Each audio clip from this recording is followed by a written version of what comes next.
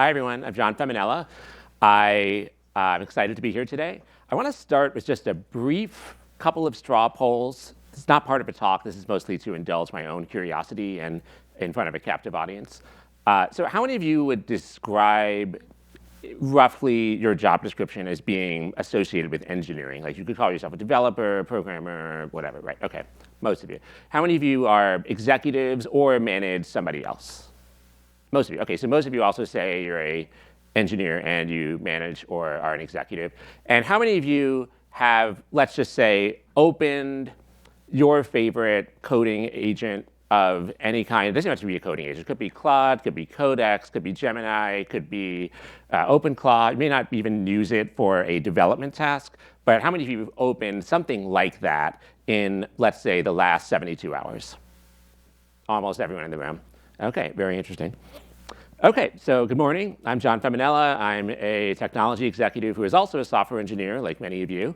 I love building things and leading teams that build things and helping organizations get really good at leading teams that build things.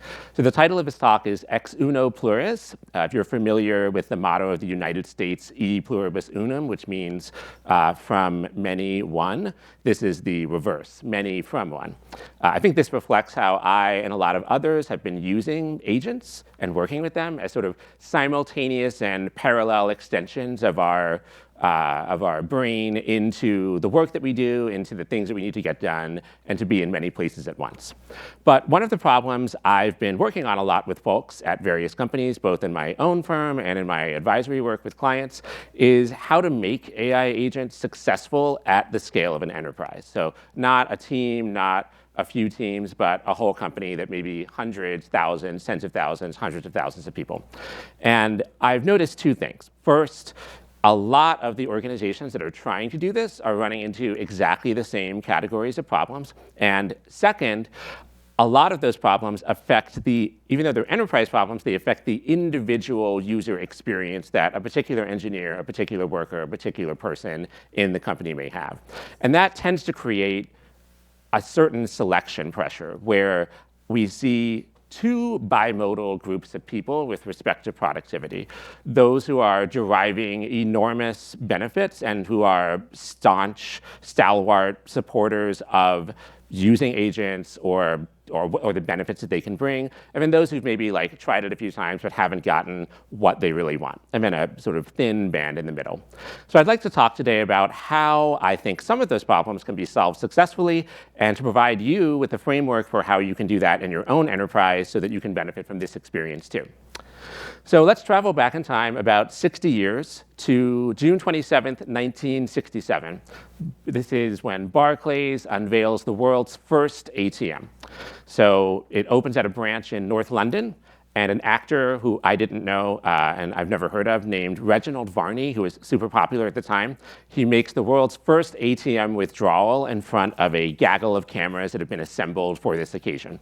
He deposits a voucher into the slot, and then he presses a 6-digit PIN that has been encoded onto the actual piece of paper, but is invisible to the human eye. But that's how the machine recognizes that you're authorized to make that deposit, or withdrawal, rather.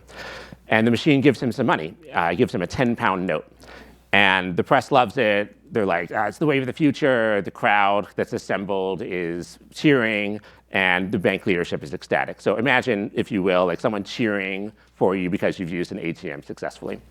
And then in the weeks and months following, reality kind of sets in. Early customers were hesitant to trust a machine with their money, and this particular machine uses, in order to print the invisible PIN that the machine can recognize, it uses slightly radioactive carbon-14 dots onto the voucher. So you're carrying around a piece of radioactive paper with you, and because magnetic stripes don't exist yet. And it only dispenses fixed 10-pound amounts at a time. There's no display on this machine where you get to select how much money you're withdrawing. The piece of paper tells you how much you're doing it. And most strangely of all, where do you get the vouchers from? You have to go into the bank to talk to a teller, which is theoretically the person this machine is supposed to replace. So other banks are skeptical about the applicability of this new technology and whether it's going to work or not. So of course, hindsight is 2020, and today ATMs are pretty ubiquitous. But despite the initial success and maybe in hindsight obvious applicability and usefulness of a device like this, it still took over a decade, about 12 years, before ATMs reached meaningful scale, about 1,000 ATMs deployed worldwide. And the breakthroughs that got them there were not really about the machine itself. They were really about things around the machine, the environment in which the machine existed. And they were, broadly speaking, the invention of the interbank network, so that allowed your card to work at other banks' ATM machines, the PIN system, which let banks make progress at solving the identity problem, and then regulatory clarity on liability, which allowed them to operate in a self-regulated, well-understood environment. So the hard problems were really about integration, identity, and governance, not so much about the ATM itself. And about 6 decades later, of course, we're staring again down the barrel of a similar problem, I think, with how to make agents powerful. So the POCs of these agents work, people are trying them out, the demos are great, but the hard problem standing between those demos and actual at-scale production usage has very little to do, I think, with the agents themselves and everything to do with the environment in which they run and how people are equipped for success. So that creates a strange tension in many enterprises. They're eager for value and ROI, and they're reading in-flight magazines about how you must deploy AI or your company is irrelevant. And so more than half of companies using agents in some way are also using them in production, or so they claim, according to one enterprise survey. But the overwhelming majority of people who start an AI pilot, according to a 2025 and then repeated again in 2026 survey with very similar results, about almost all of them that start some effort fail to get it into production 18 months after it started. So that doesn't feel like a technology problem. That feels that like there's something around the technology that's not quite right if we're not getting the results that we want. And when you get even sort of more of a sense of this when you look at the data around individual outcomes within teams and divisions rather than the sort of top-level headlines. And this is from one particular division of a Fortune 500 company that I've worked with, where a cohort of about 140 people were asked to try out for the first time within the company AI tools over the course of 6 weeks. They were given a set that they could choose from and that were sanctioned by the enterprise. And then the average of their own self-assessment of their productivity and then a determinant that was from their sprint planning tool, those two numbers were averaged together twice, once before they started this and once afterwards, once after the 6 weeks was done. So you might notice that there are fewer than 140 dots here, and that's because some people didn't even use the tools at all. So on the left, there's this big dense cluster of roughly minus 20, minus 10% productivity. And these are the net negative users. These people tried out something and didn't get a benefit from it. In fact, it made them worse as measured by both their self-assessment and or the internal metrics. And on the right, there's this much wider smeared out cluster going from 80% up to several times, right? So those are the people you hear about at conferences. Those are the people running OpenClaw. Those are the people who get the headlines or on top of Hacker News or whatever, right? So this is kind of the shape that I've seen many times at many firms. The heights might be different, the ranges might be different. It might be plus 600 for one firm or whatever. But this sort of story seems to be playing out in many different enterprises, in many different settings, in many different teams. And I think what this tells us in a certain sense is that individual outcomes with using agentic tools are to some degree bimodal, right? So you don't drift into this relatively safe average. Very few people are in these gray dots as compared to the overall set. And you tend to get pushed towards one of the two shores. The early ATMs kind of had similar problems, right? They're same machine, same PIN standard, same customer base, but really different groups of skeptics about whether this thing is even going to be real and like, oh my God, it's amazing. I don't have to go talk to a person anymore to get money out. And that raises kind of an uncomfortable question. What separates a green dot from a red dot? What separates the enterprises that are green from the enterprises that are red? And what happens when these two people, one red and one green, might be the same, it might be in the same organization. So what's going on there that we could learn from? So what we see in firms that do this well is that they understand it's not enough just to have great use cases and high-performing individual agents. We also need to create an organizational habitat for agents that makes it possible to run lots of them safely and effectively. But we also need a world in which the humans using this stuff feel good about working with those agents. And if you don't think a tool is valuable or useful, it often doesn't get a second chance with technologists, right? So first impressions make a huge difference. So that means we need to answer two questions. First, what are the elements of that habitat that agents need to work at scale? And second, what do humans need in their environments to work well with agents? So for these sets of questions, I think there are 4 focus areas that are the most critical for successful construction, deployment, and operation of agents at scale. So first, identity. How should we think about agents as running software? How do we attach authorization and authentication to instances of agents? And how do we make sure they stay within the bounds of those permissions? Second, integration. How do we make it possible for agents to talk to each other and to other established pieces of software that aren't agentic? How do we do that with the conventional services and the conventional pieces of software that already most likely form the fabric of the successful business? Third, governance. What guardrails do we need to have in place so that people have confidence that the agents aren't going to do something they don't want or that they can operate safely? What should be enforced through policy and deterministic rules and advisory context for the agents themselves to the language model? And then finally, fourth, people. How do teams and stakeholders benefit from the ecosystem of agents in our firm as that grows over time? And how do they become aware of them to use them in the first place? So we'll talk about each of these in turn. Let's start with identity. So remember what unlocked the ATM was the PIN. So a system that gave every user a verified identity and bounded what they could do. Agents need the same thing, but vanishingly few teams treat their agents as an independent identity. Almost everyone running an agent that we've seen so far does so through something like a shared API key or piggybacking on some human user credentials.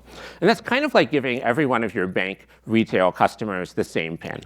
Now, that's not a theoretical risk. So 88% of organizations in the same survey reported that they had some kind of security incident that was worth responding to from an agent in the past 12 months. So agents, that could be agents gaining, in the specific survey, the examples that they cited were agents were gaining unauthorized access to databases, they were deleting systems or changing infrastructure if they shouldn't have been, they were attempting to exfiltrate sensitive data. So these things happen not because the agents were hacked or because there was something intrinsically bad about Claude or about Codex or about Gemini or whatever. This happened because they were either over-permissioned from the start or they lacked the appropriate controls, guidance, guardrails, instructions, whatever. And so the technical reality is that a lot of our existing IAM stacks, so OAuth 2, OIDC, SAML, et cetera, they're not really designed for human, or they were exclusively designed for human users. Like all of this existed before agents were a thing. And they were also, to the extent that we outsourced an identity, it was to a relatively static service account or to something that wasn't disappearing and reappearing all the time. And so do agents really obey similar ideas? Can we adapt these existing structures that were meant for humans with agents? So I think the answer is no, because agents violate many of the assumptions or expectations about how users should interact with these systems and with these authentication schemes. First, they're ephemeral, so they're spun up for a task and then destroyed, which is not typical of human users. You don't have an employee for 20 seconds, right? You have employees for weeks, months, years, a completely different time scale. And second, they operate via delegated authority most frequently. So they act on behalf of a human who may not be physically present or even observing what the agent can do. And then third, they often spawn sub-agents or sub-copies of themselves, which is, again, not a thing that humans tend to do. I don't replicate myself 200 times when I go interact with a database. So humans can sometimes do things that look like this, but they generally don't do them at the scale or volume that agents do. And so I think this is a difference of kind and not just of degree. So this is an evolving area with really high stakes for getting it right. Last month, NIST released a concept paper specifically on AI agent identity and authorization. And they're looking for industry input about how to solve this problem. And it's also why we see vendors in the identity space starting to get on the same page by handling agent identity management in new and unique ways. So for this room, I have 3 specific recommendations around identity. So first, I think, this might be controversial, I think you should register every agent as a first-class identity in your identity system. So if you use, let's say, Microsoft Entra ID, and you see all the list of employees, in that list, there will also be agents that are doing the production work in the production systems. And the reason for that is that you want a distinct auditable identity with an accountable human or team owner.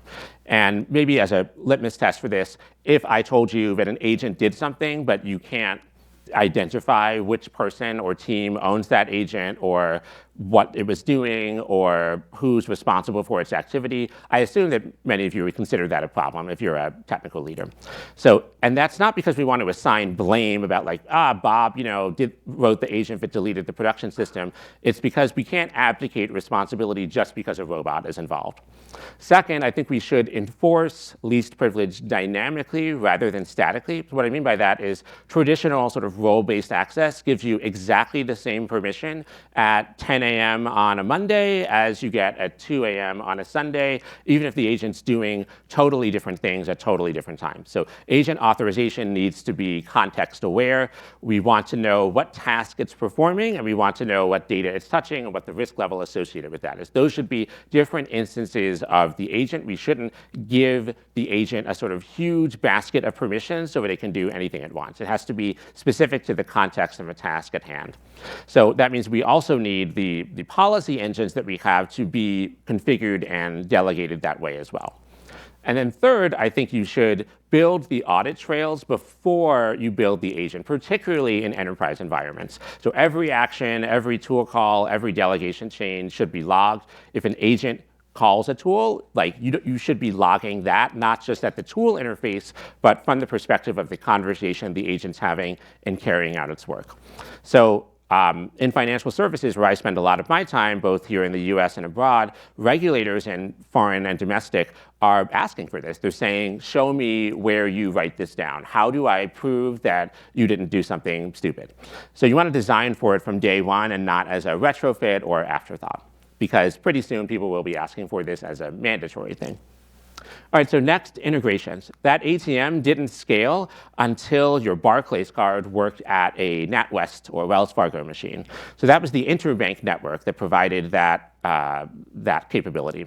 It's a shared integration layer that turned isolated individual machines into a coherent system that allowed anybody to work anywhere.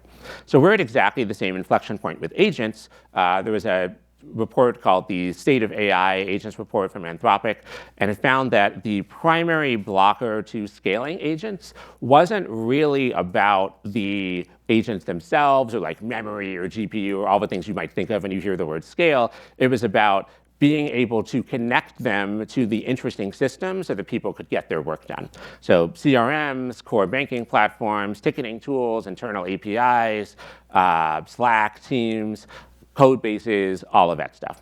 So this creates a sort of n times m connector problem. If you've got 10 AI agents or applications and you've got m tools you might want to connect them to, you are staring down the barrel of a n times m integrations problem where you have to figure out how are you going to make all of that work, how are you going to test all those things, et cetera. So that's the problem that I'm sure many of you are familiar with MCP. That's the problem that MCP was designed to solve. And MCP provides this theoretical universal open standard for connecting AI agents to tools, data sources, other things outside the boundary of a model that can only output text. So through a single protocol rather than bespoke connections. But here's the part of the story that should make you a little bit nervous. So researchers scanned about 2,000 publicly accessible MCP servers, and they found that, this is not an exaggeration, 100% of the ones they looked at, so every single verified instance granted access to some internal tool listing or some part of the MCP server that probably should have been not considered public. In a separate analysis by a different company called Agent Seal, they looked at, I think, 1,800 MCP servers. 66% of them had at least one security finding.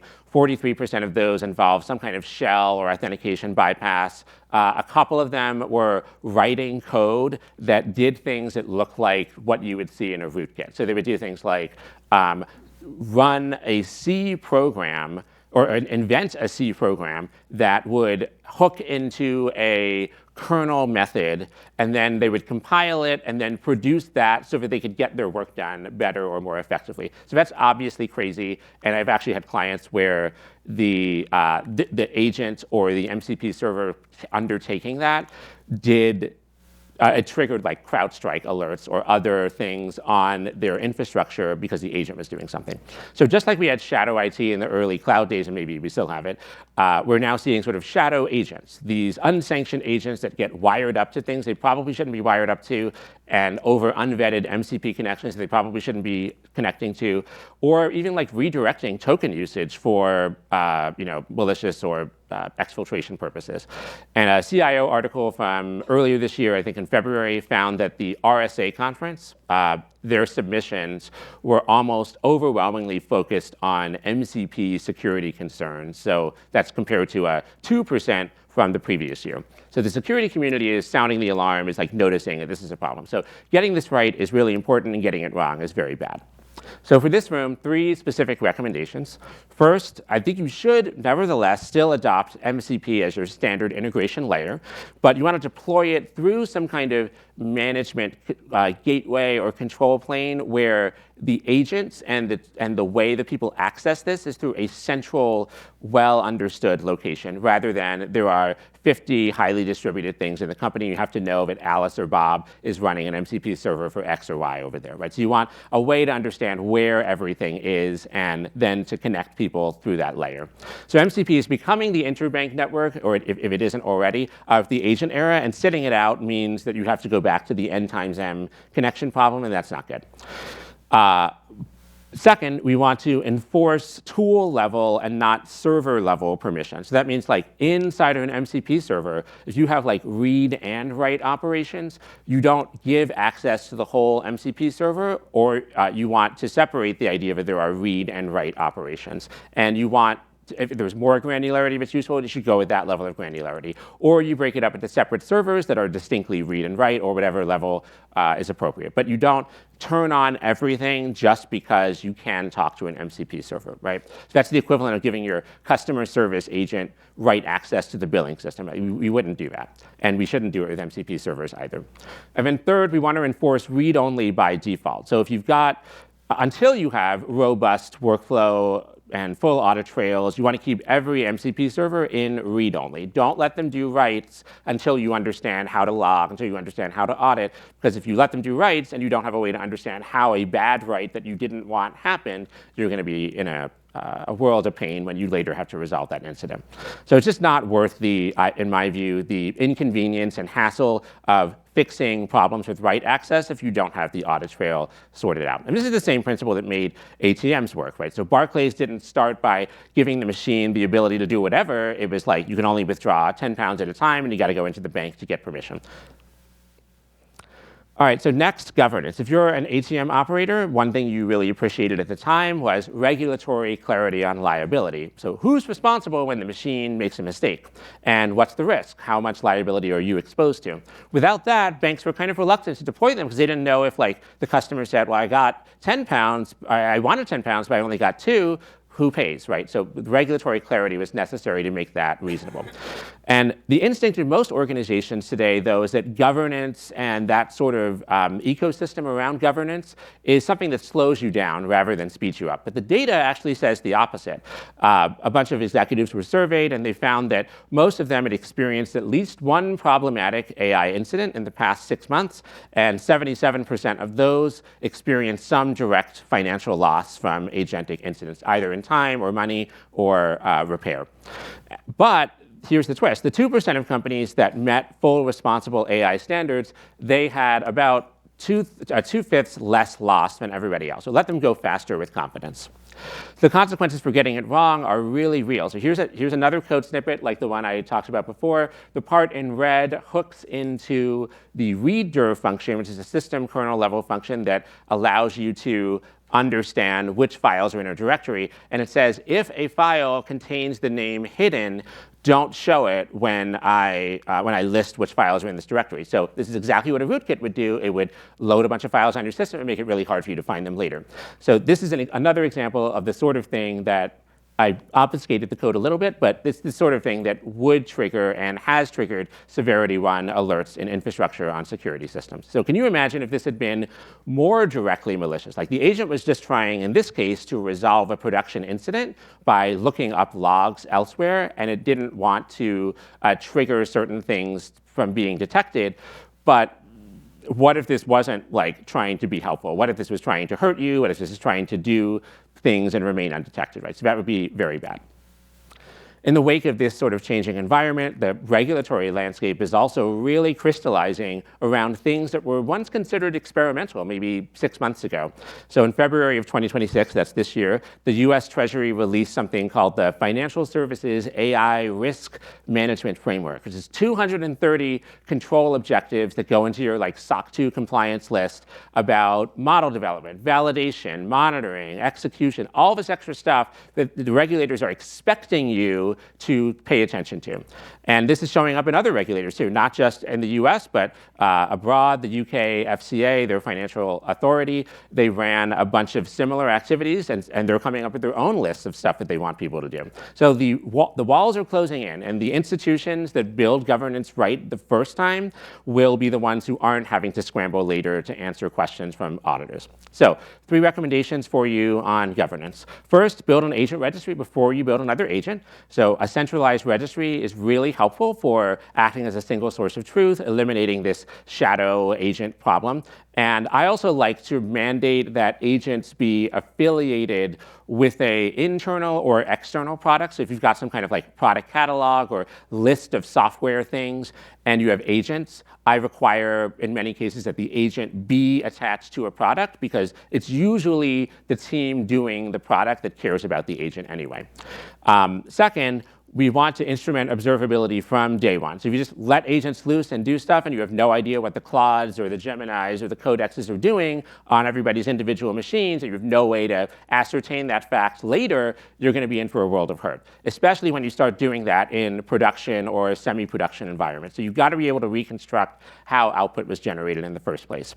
And then third, we want to embed guardrails right into the architecture, not into context or policy, or at least not exclusively into context or policy. So don't tell your agents in the context, don't do a bad thing. You enforce that by the guardrails themselves existing out of the agent and instead existing in deterministic systems like your permissions, your authorizations, your roles, et cetera. So you don't put that instruction in the agent's context, or you don't only put it there. You also put it in the policy framework around that. All right, and finally, people. So this one's a little uncomfortable because it's not exciting, but an analysis from Thomson Reuters on escaping pilot purgatory, that 95% of pilots that don't work, they found that there's kind of a counterintuitive resource allocation. The teams that are successful spend almost as much on people as they do on the agents and the tokens, et cetera, right? So famously, tokens are feeling a lot more expensive later, the later generations of models that we have, but the teams that are successful are spending about as much money on the teams in upskilling, in education, in training, in sharing ideas, hack days, et cetera, as they are on the tokens themselves. So I think that's very interesting and a kind of a shocking revelation. So the current split for most teams, though, is about 93% on tokens, the licensing fees, the infrastructure costs, the GPUs, versus about 5 to 6% on the people. So that feels like a structural problem. And I think if we don't do something about that, we're going to find that the humans just become like glorified order takers instead of orchestrators of how we use agents. And if we look at the institutions that are doing this well, what we see is that, for example, Citi mandated across 175,000 employees across 80 locations last year using adaptive learning platforms that help people work with agents. So they have Claude in one window, and then right next to it, they have a training thing that you're going through. So you're typing into Claude and you're doing tasks that are guided by their education. So you're using the tool and you're getting educated on it. They found that doing that produced for 96% of the employees that went through that training, it made them immediately more productive within 8 to 12 weeks by their own measure of, so not a self-assessment, but their own team and organization measures of productivity. Wells Fargo did a similar thing, and Bank of America is rolling out a similar thing this year. So there's people are investing in this with some expectation of ROI. Now, your technical teams, like you guys, are probably already way deep into AI coding tools, Claude Codex, Gemini, Cursor, OpenClaw, whatever. But your leadership is looking at the engineers and might be saying, oh, we're AI ready, everybody's using Claude Code. But the people who are engineers are not the same thing as everybody else, the non-technical staff who don't know how to open a command line or maybe don't know how to do this with agents right now. So equating those two things is a mistake, and the barrier between engineering and the rest of the enterprise is way bigger than I think most leaders appreciate. So you really got to think about these cohorts as different people or different groups. All right, so for this room, 3 specific recommendations. First, train the broad workforce, not just teams that are adjacent to data, technology, code. Second, measure adoption, not just deployment. So we want to not just do the training aspect, but we want to look at how things are deployed. And then third, this is critical for this group of people, since you all raised your hand and said that many of you are managers and leaders, don't confuse engineering adoption with organizational adoption. It's a very dangerous illusion to be because I and my teams use Claude, therefore everybody does, or a lot of other people do, right? That's a very different picture. So putting the key pieces of this together, identity, we want to treat agent instances as being distinct. Integration, we want to make service, connection, and collaboration safe and secure. Governance, we want to provide clarity on guardrails and the operating environment for people. And then finally, people, we want to educate them on the use cases that make sense for agents, make their wins visible, and allow them to collaborate with others. So if you're a technical leader, I want you to look at this list and think about, in your own organization, are there people who are working on this right now? Is it someone's job to do this? And if it's not, maybe that's something to think about. So thank you very much. If you do wind up using anything in this talk in your own organization, I would love to hear about it. Please feel free to reach out. I'd love to hear how it goes and where you are in your own journey. Thanks very much.